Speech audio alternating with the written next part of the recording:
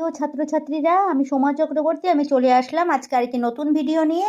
দেখো, আজকে আমি পড়াবো কোথায় আমার হারিয়ে যাওয়ার, রবীন্দ্রনাথ ঠাকুরের কোথাও আমার হারিয়ে যাওয়ার এই কবিতাটির তাৎপর্য বিশ্লেষণ আর কবি পরিচিতিটা সম্বন্ধে আর কি কি প্রশ্ন হতে পারে এই সম্বন্ধে আজকে তোমাদের আমি পড়াবো।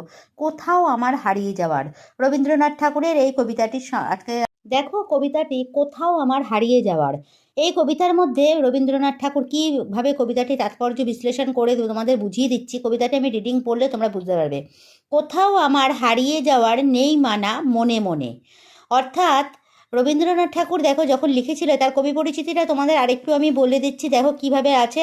তার জন্মসাল 1861 খ্রিস্টাব্দে, আর 1941 তিনি মারা যান। বাংলা ভাষার অন্যতম গীতিকার ও সুরকার ছিলেন তিনি। তার রচিত গানগুলো গীতবিতান নামক বইতে কয়েকটি খণ্ডে বিধৃত রয়েছে। এটা আমি আগেও পড়িয়েছি রবীন্দ্রনাথের পরিচিতিতে, আগের যে কবিতাটা ছিল। তার গানগুলো স্বরলিপি বিভিন্ন খণ্ডে রয়েছে স্বরবিতান নামে বইতে, অর্থাৎ তার রচিত গানগুলো গীতবিতান নামে বইতে রয়েছে, আর তার গানগুলো স্বরলিপি স্বরবিতান নামে বইতে রয়েছে। এগুলো কিন্তু ছোট প্রশ্নের মধ্যে তোমরা পেয়ে যাবে বা এগুলো আসতে পারে। দেখো কি বলতে চেয়েছে, কোথাও আমার হারিয়ে যাওয়ার নেই মানা মনে মনে, মেলে দিলেম গানের সুরে এই ডানা মনে মনে। এটা কিন্তু গানও আছে, গান সমস্ত কবিতাগুলোই কিন্তু গানের আকারে রবীন্দ্রনাথ করেছে। অর্থাৎ কোথাও আমার হারিয়ে যাওয়ার নেই মানা মনে মনে, মেলে দিলেম গানের সুরে এই ডানা মনে মনে। তেপান্তরের পাথার পেরোয় রূপকথার, পাথার মানে সমুদ্র, তেপান্তরের পাথার পেরোয় রূপকথার, পথ ভুলে যায় দূর পারে ওই চুপ কথার, পারুল বনের চম্পারে মোর হয় জানা মনে মনে। পারুল বনের চম্পারে, অর্থাৎ পারুল বন রূপকথার গল্পে আছে, চম্পা হচ্ছে সাত ভাই চম্পার যে বোন, সেই বোন মোর জানা মনে মনে। সূর্য যখন অস্তে পড়ে ঢুলি, মেঘে মেঘে আকাশ কুসুম তুলি, মেঘে মেঘে আকাশ কুসুম তুলি।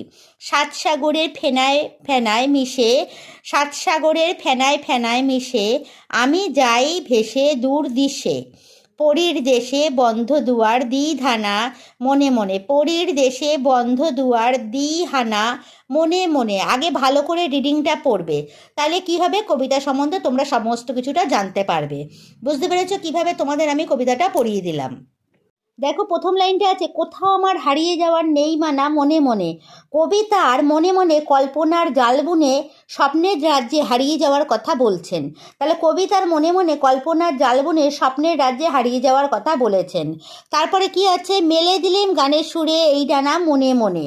ছেলেবেলার রূপকথার গল্পে দেখো, তেপান্তরের পাথার পেরোই রূপকথার, ছেলেবেলার রূপকথার যে গল্পে তেপান্তরের মাঠ, সাত সমুদ্র 13 নদীর পার, আর কি হচ্ছে পারুল বন কিংবা সাত ভাই চম্পার কথা তো আমাদের সকলেরই জানা, কিন্তু আমরা পরিচিত বিশ্বে এদের সন্ধান পাই না। অর্থাৎ এই যে আমাদের যে জানাশোনা এই যে জায়গায় আমরা এদের সন্ধান অর্থাৎ খোঁজ পাই না, এগুলো আমরা রূপকথার গল্পে পাই। তারপরে কি বলেছে, কেবলমাত্র কল্পনার পরেই এসবের খোঁজ এনে দিতে পারিস, কেবলমাত্র কল্পনাই পারে এইসবের। এই যে পারুল বনের চম্পা, তারপরে হচ্ছে তেপান্তরের মাঠ, এই যে রূপকথাগুলো আমরা কিন্তু এমনিতে দেখতে পাই না, কল্পনাতে আমরা এগুলোর খোঁজ পাই।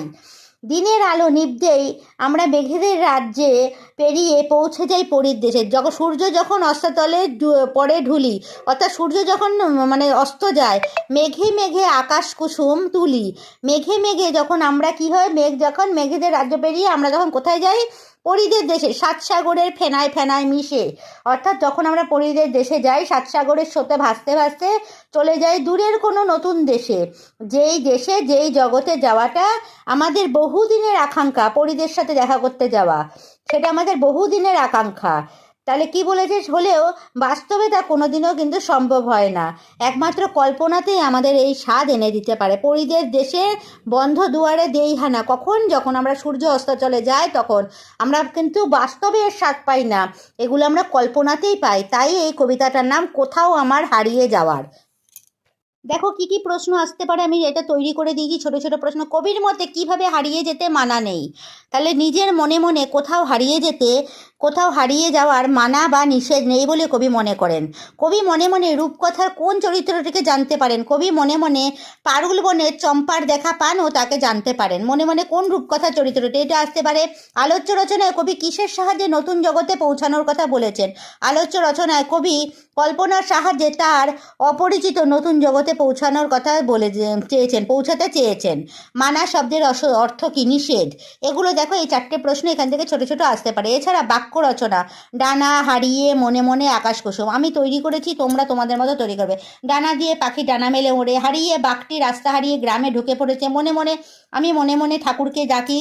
আকাশ কুসুম কল্পনা না করে কঠোর পরিশ্রমের মাধ্যমে কি হচ্ছে লক্ষ্যে পৌঁছানো উচিত। তারপরে হচ্ছে দেখো শব্দার্থ কি কি? তেপান্তর, জনশূন্য বিশাল মাঠ। দুয়ার, দরজা। পারুল বন, রূপকথায় বর্ণিত এক বনবিশেষ। পাথার, সমুদ্র। চম্পা, চাপা ফুল। কিন্তু এখানে হচ্ছে রূপকথার একটি চরিত্র, 7 ভাই চম্পা, তার একটি চরিত্রের নাম চম্পা। আরেকটা হচ্ছে দিশে মানে দিকে। এই অর্থগুলো আর এই বাক্য রচনাগুলো এখান থেকে ছোট ছোট করে আমি তোমাদের টুকে খাতায় সমস্তটা পরীক্ষায় কিভাবে আসবে সবটা প্রিপারেশান তোমাদের দিয়ে দিলাম। এবার তোমরা এগুলোকে ভালো করে খাতায় লিখে মুখস্থ করে দেখে নাও। দেখতে পেয়েছো কোথাও আমার হারিয়ে যাওয়ার? আশা করছি আমি যে তোমাদের পড়াটা বুঝিয়ে দিলাম তোমরা খুব ভালো করে বুঝতে পেরেছো। আর কোনো তোমাদের সমস্যা নেই। কি কি প্রশ্ন আসতে পারে আমি সব খাতায় লিখে দিয়েছি, তোমরা এবার খাতা বের করে সবটা লিখে ফেলো, কবিতাটাও লিখে ফেলো, বানানগুলো দেখে নাও ভালো করে। তাহলে দেখবে পরীক্ষায় যা প্রশ্ন আসবে আর কোনো তোমাদের সমস্যা হবে না। তাহলে আমার পড়ানোটা আশা করছি তোমাদের খুব ভালো লেগেছে। যদি ভালো লেগে থাকে তাহলে একটা লাইক, শেয়ার, কমেন্ট আবশ্যক। Subscribe please.